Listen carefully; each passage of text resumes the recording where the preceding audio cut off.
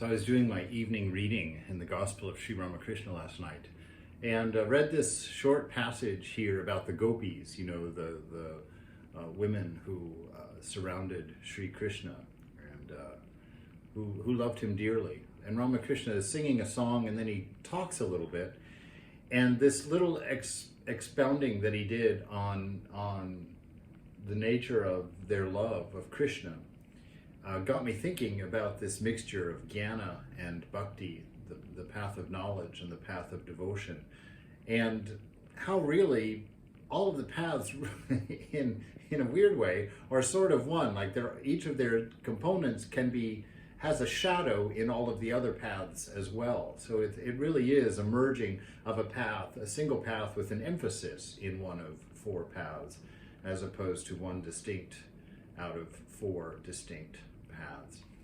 So Ramakrishna is in his room, and he's singing a song, "Oh Krishna, you are the soul of my soul," which is a term of endearment and a term of love, but also the truth of the Gyanis, that indeed that self within you that is you before mind and before body is in fact Krishna, is in fact Jesus, is in fact Buddha. It is that divine self, ever free and ever pure. Then he sang, "I am not going home, O friend, for there is hard for me to chant my Krishna's name." See, that love of God, that love of the divine is his motivation for doing his practice and for singing his practice. And he wants to be in the places that make that the most easy.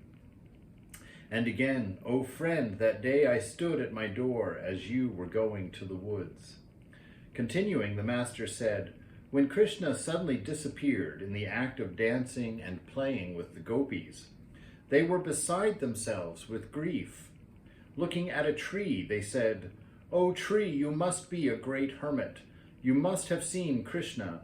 Otherwise, why do you stand there motionless, as if absorbed in samadhi?' Looking at the earth covered with green grass, they said, 'O earth, you must have seen Krishna. Otherwise, why does your hair stand on end? You must have enjoyed the thrill of his touch.' Looking at the Madhavi creeper, they said, 'O Madhavi, give us back our Madhava.' The gopis were intoxicated with ecstatic love for Krishna. Akrura came to Vrindavan to take Krishna and Balarama to Mathura. When they mounted the chariot, the gopis clung to the wheels. They would not let the chariot move. Saying this, Sri Ramakrishna sang, assuming the attitude of Akrura. Hold not the chariot's wheels. Is it the wheels that make it move? The mover of its wheels is Krishna, by whose will the worlds are moved. Master, is it the wheels that make it move? By whose will the worlds are moved? The driver moves the chariot at his master's bidding. I feel deeply touched by these lines," Ramakrishna says. So this wonder of this love of the gopis for their Krishna, for their divine incarnation, for their chosen ideal, and the grief at separation, which was at the center of that devotion. And it is the pain and the dark night of the soul that the Christians talk about, that separation from God, when that becomes felt, when the inner world gets purified, so that that relationship with the divine comes to the forefront, and you feel that separation of ego, you feel that wall that you have built with your passions and your ideas of self based on bodies and minds and their needs.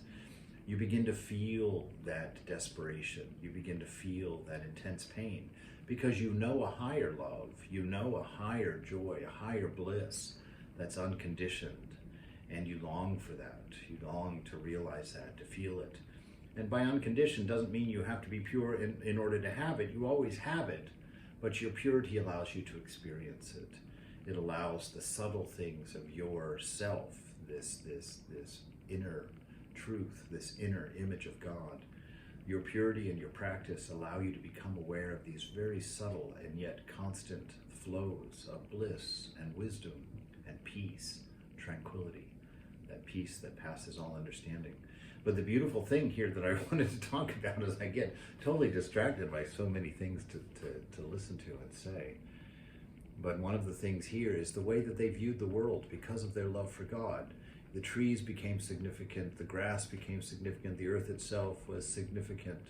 The turning of chariot wheels was all significant because they associated it all with the beloved. They're beginning to see God in everything, the presence of God everywhere.